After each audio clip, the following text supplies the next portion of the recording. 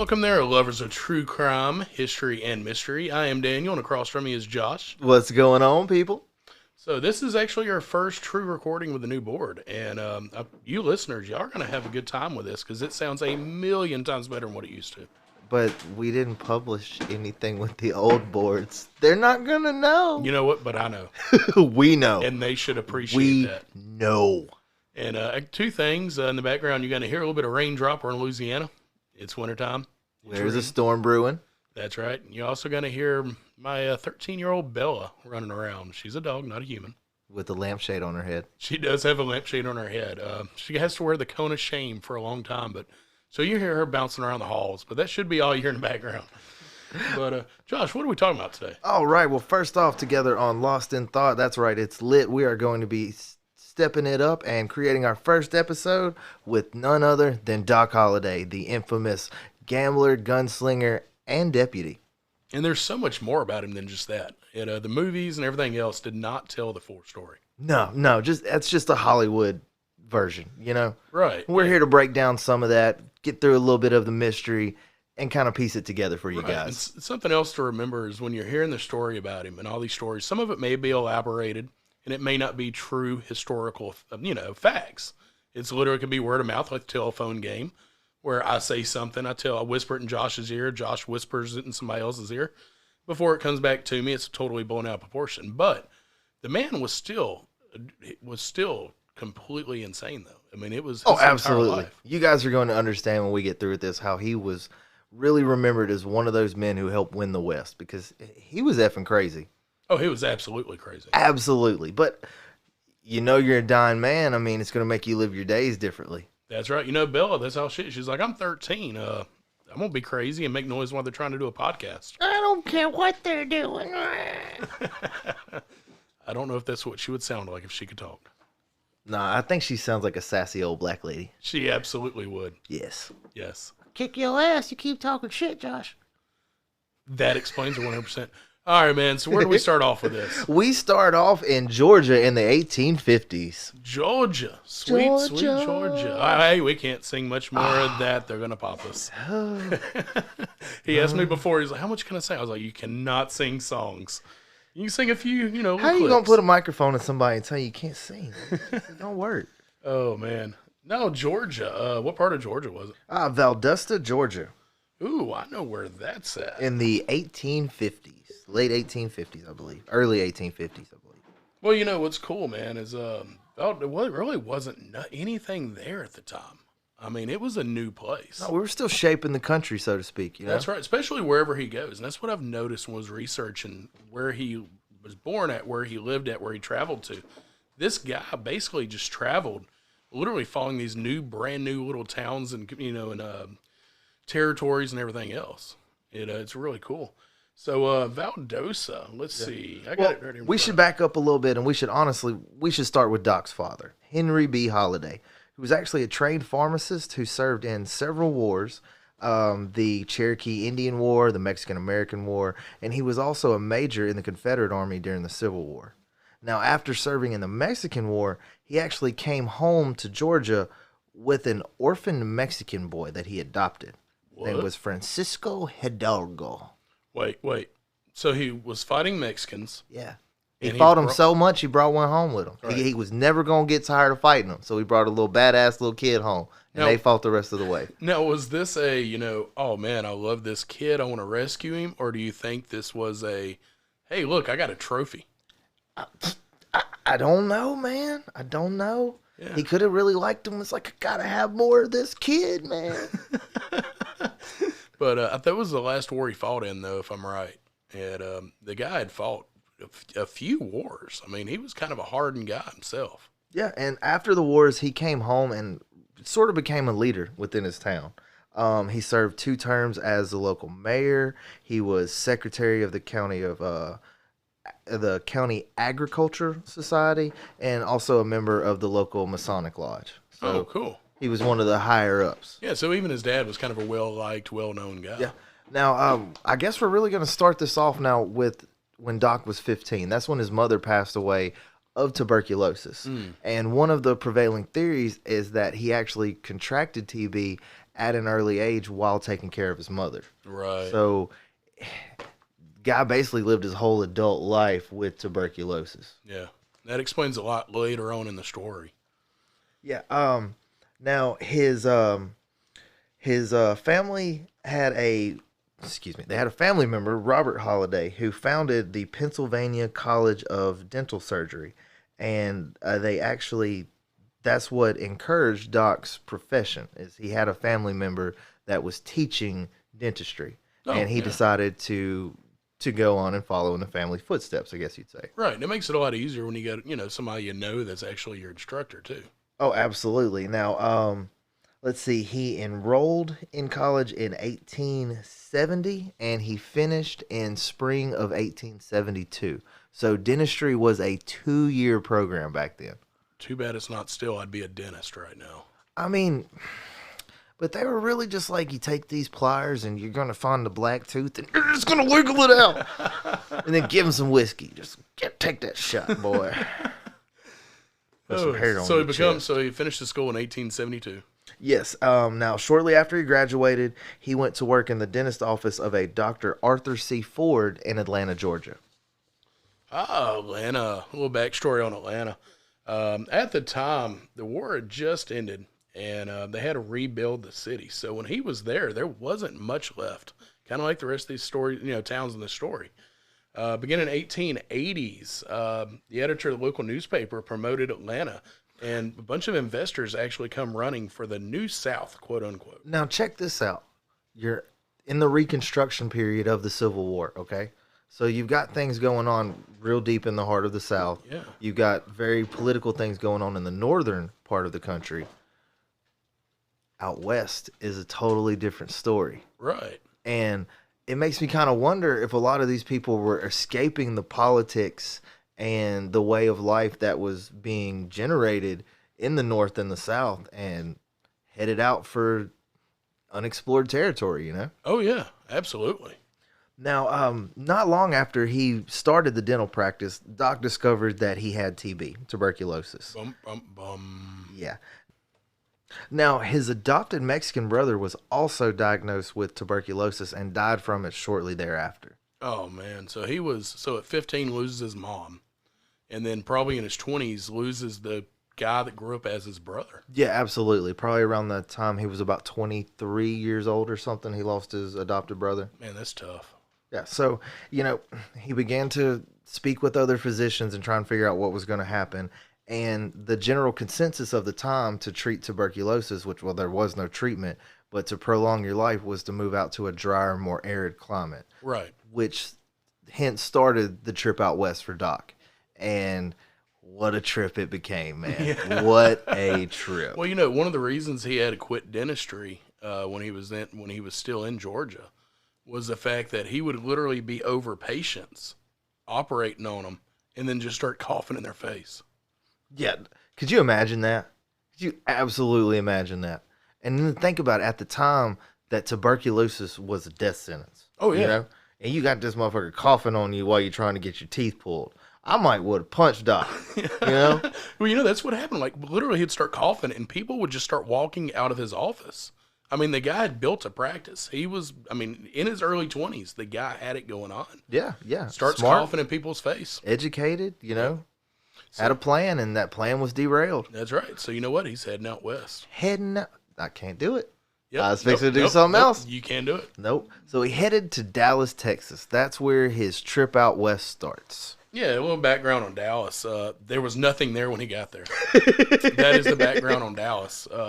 There was a small town along the Trinity River, and that's where, like, a trading post for the Indians and everything else. So we're talking hot climate, red clay, tumbleweeds. That's it. There's barely even stores or anything there. It's literally an area. Damn, Dallas. Now, he went to work as a dentist again, and he was working underneath the doctor by the name of John A. Seeger.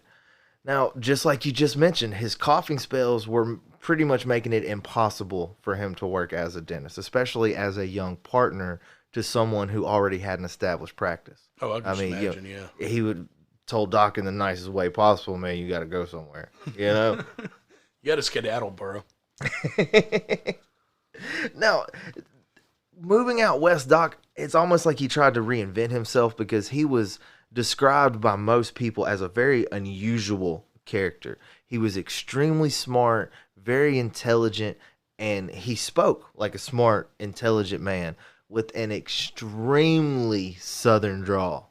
And you got to think, I mean, he's well dressed. He's talking over a lot of people's heads. He's got this thick accent going on. You're either going to love or you're going to hate this man. You know what I mean? All the ladies listening right now are going, oh, yeah. Yeah.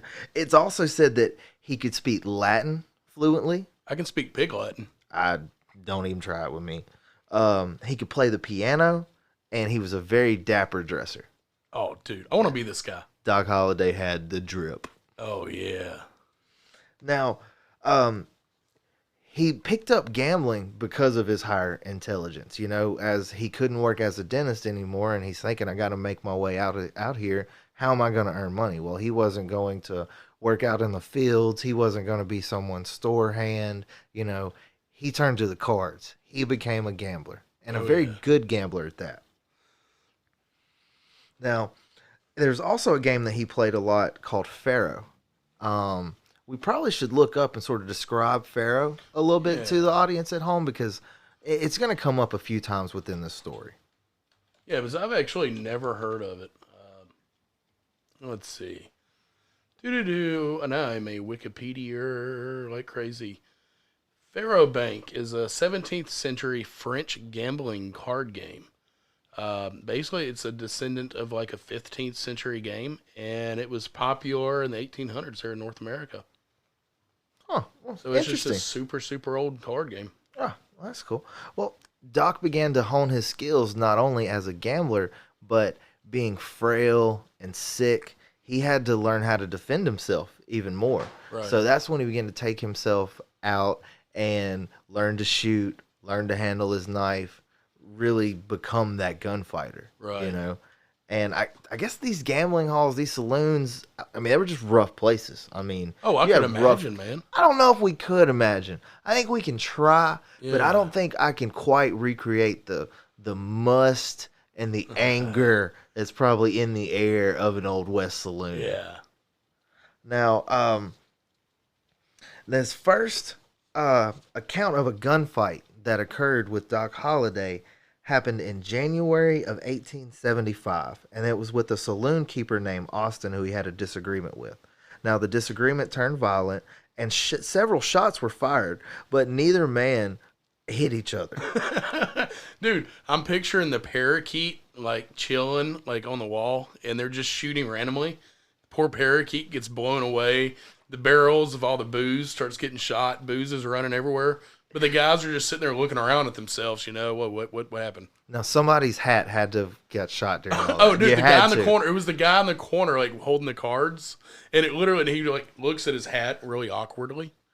See, I was going to say it was the fake piano player. And, like, he went to, you know, check his hat, and the keys kept playing the whole time, you know, just didn't skip a beat. Yes. Now, with nobody hitting anybody, the locals freaking thought this was hilarious. Well, I would too.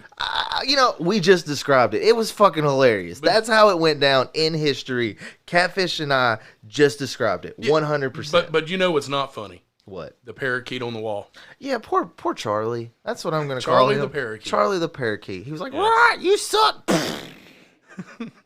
Now, just a few days later after the funny fight, Doc got into it again with a much more prominent local citizen and shot the man twice, killing him. Uh-oh. Yeah. So this is where it gets really bad for him.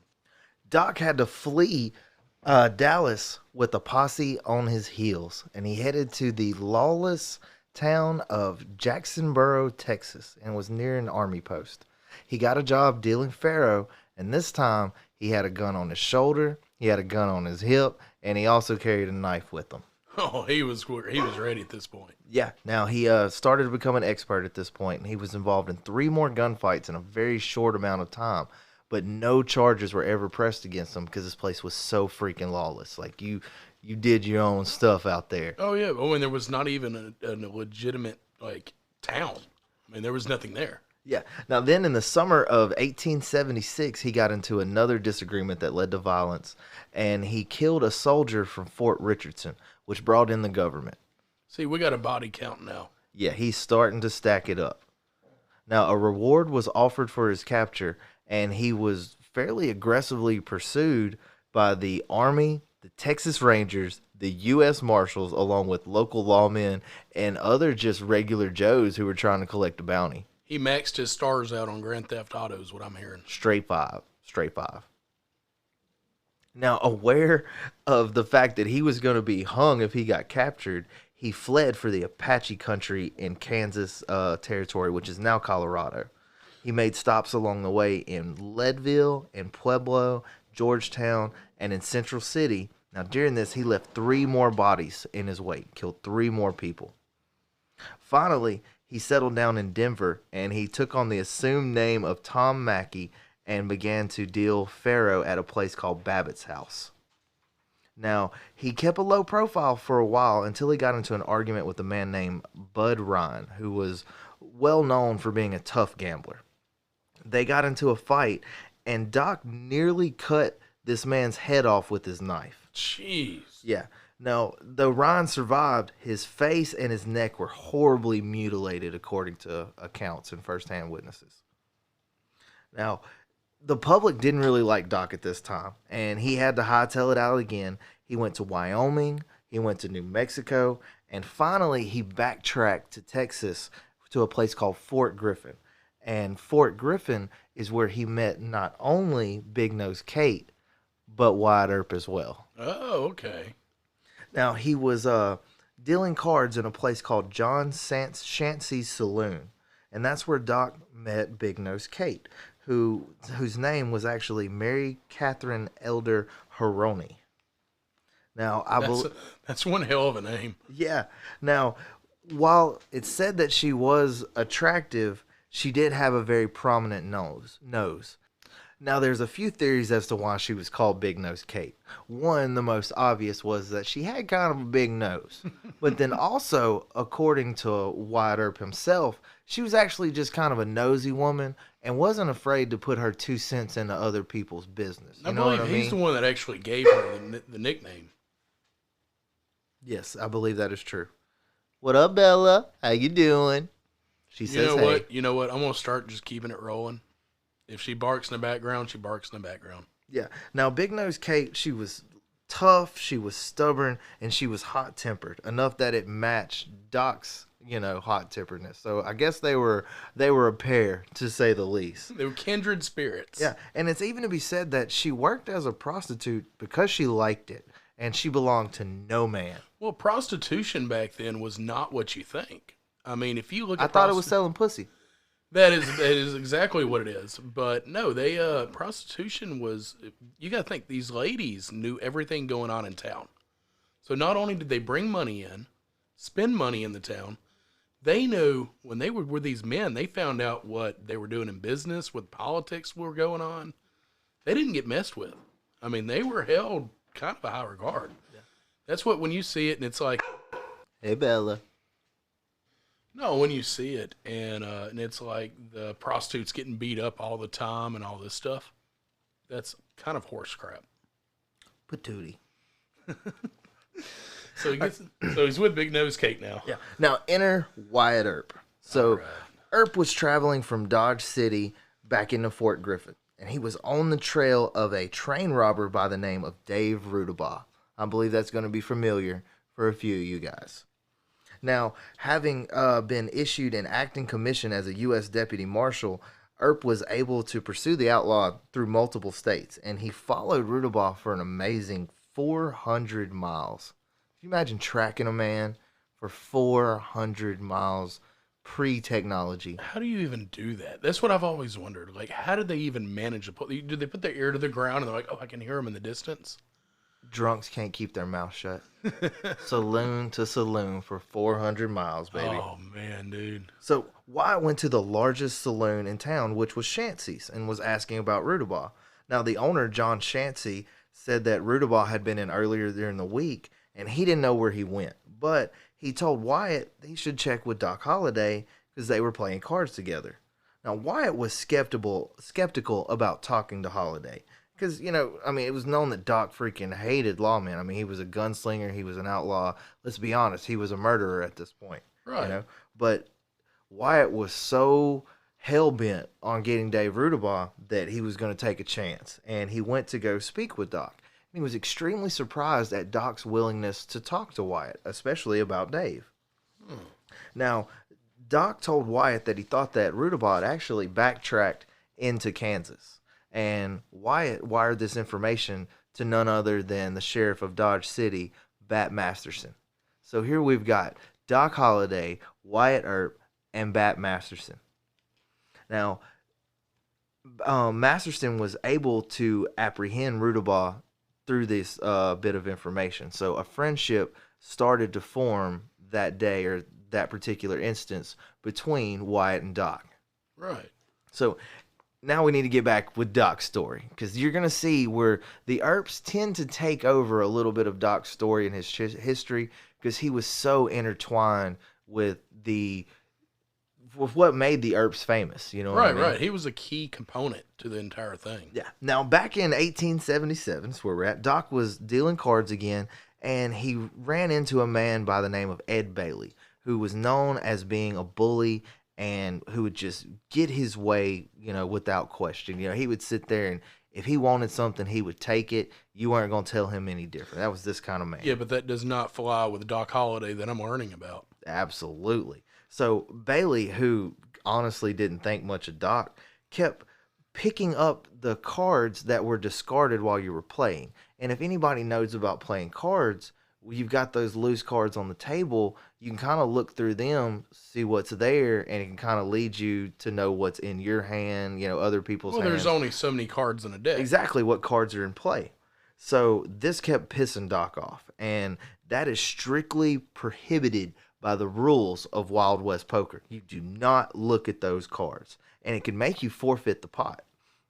So Holiday kept warning Bailey, not once, not twice, but 3 different times. And on the 3rd time that he kept looking at these discarded cards, Doc just reached up and raked the pile in, because by the rules, he had won. Now, Bailey jumped up and immediately went to whip out a pistol. But before he could even pull the trigger and aim it steady, Doc pulled out his knife and slashed the man completely across the stomach, one side to the other. Blood spilled out across the table, and Ed Bailey face down on it. Instant. Yeah. Done. But he knew that his actions were in self-defense, because Bailey drew first. Bailey had a reputation. Right. He was publicly warning Bailey. So he didn't run. He just stayed there. But he was still arrested, and they actually confined him in a local hotel room, because they didn't have a jail in the town. That's how wild it was. They didn't give a fuck about a jail. I'm going to lock you in this room. Okay, so whether or not it was in self-defense, a local posse formed to go and hang Doc. So Big Nose Kate had to spring into action. Now, the events are a little skewed in embellishment versus the facts. Right. But there are some things that we do know.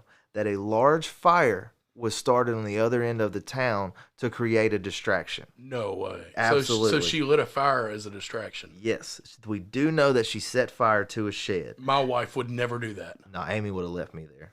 100%. You dumbass.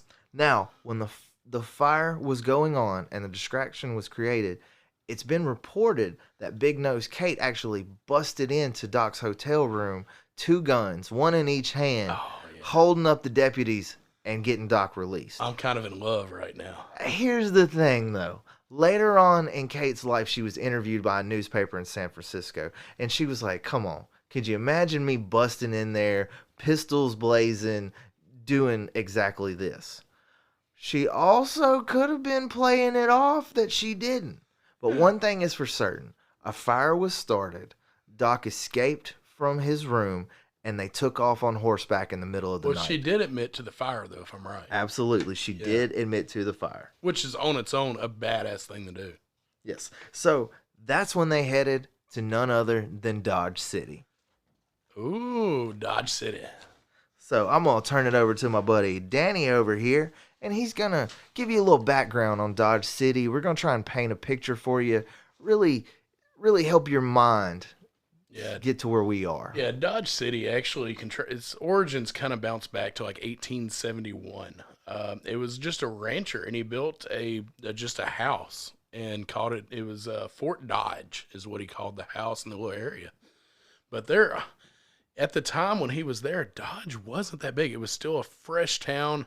It had become kind of almost like a boom town overnight, and it was cattle rustlers. It was, the bad of the bad. It was the worst human beings at the time would go to Dodge and would go to this area. Because you got to think where it's at also. It's right there in the middle of the entire country.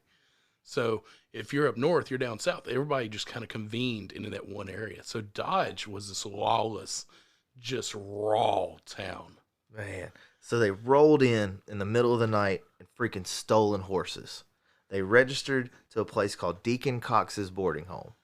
They registered under the name of Dr. and Mrs. J.H. Holliday. So they weren't necessarily, trying to hide out, No. I mean, he still kept his name and whatnot. Now, Doc was so appreciative of what Kate did for him that they tried to make a straight go of it. Doc became a dentist for a short while. Kate stopped hoeing herself out. But this didn't really last too long. That's not the... No, Before long, she was back in the hall selling what she sold. He was in the back room doing what he did. Yeah, you can take them off the streets, but you can never take the streets out of them. Oh, no. Now, he frequented a place called the Alhambra and the Long Branch Saloon. Now, this is really where Doc and Wyatt they started hanging out on a daily basis. They really got to become good friends in here. Now, one night, while Doc was dealing Pharaoh, that's the game we were talking about, in the Long Branch Saloon, a number of the infamous Texas cowboys arrived after herding cattle. Uh-oh. Now, they'd been on the trail for weeks, they were rowdy, and they were ready to tear stuff up. Leading the cowboy mob was a man named Ed Morrison, who Wyatt had actually humiliated back in Wichita, Kansas, and another man named Toby Driscoll. Now, the cowboys rushed through the town, shooting the place up, riding their horses. I mean, what you see in those old Texas Western movies. This is where those movies come from. Absolutely. This was the inspiration because these fools actually did ride into towns, shooting it up, hooping, hollering, That was their version of a good time. So people went to go get Wyatt. I mean, he was the sheriff. Yeah, they're like, hey, man, hey, something's going on. Get over here. So he rushes over to the Long Branch Saloon, busts through the door, and came face to face to face to face with several of the cowboys who had guns drawn on them. Wyatt kind of realized he made a mistake at this point. Oh, he's just outnumbered. Yeah.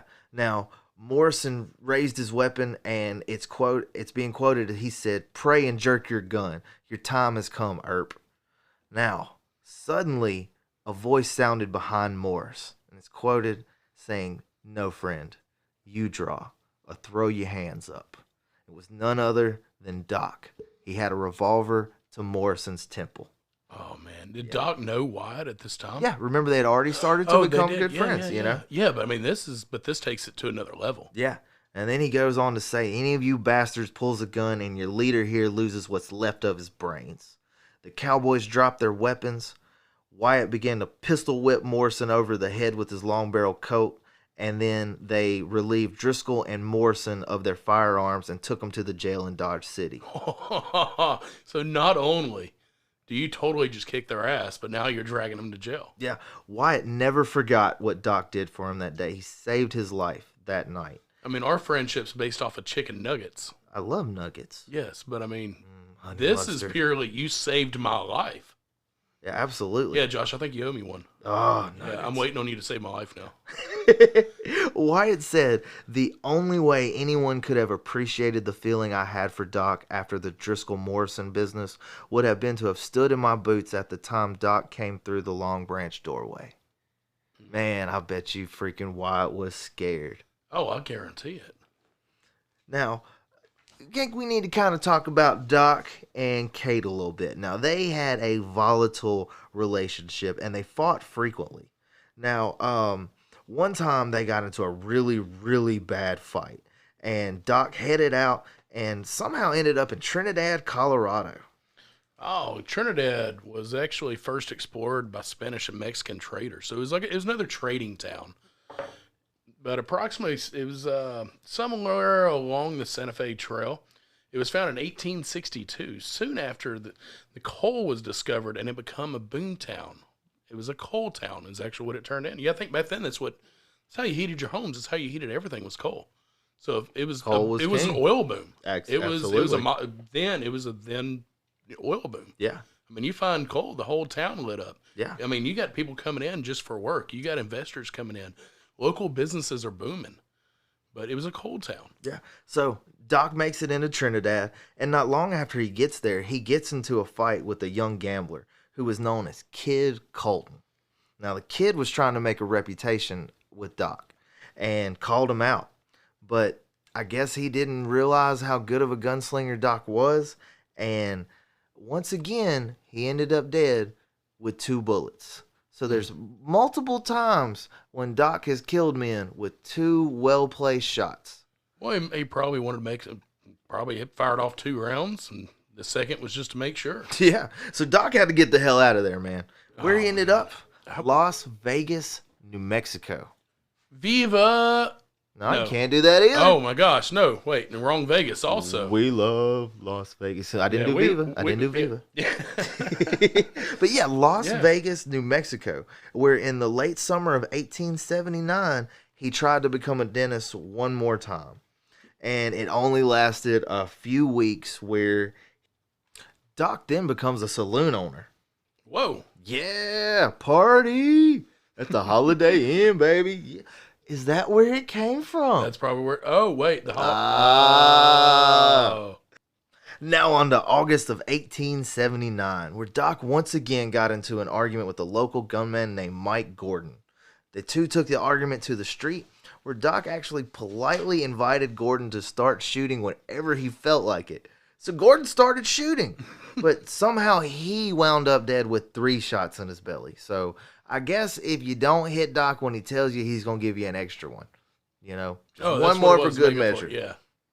So guess what? Here comes another lynch mob after the holiday. Jesus. Yep. So where did he go? Back to Dodge City.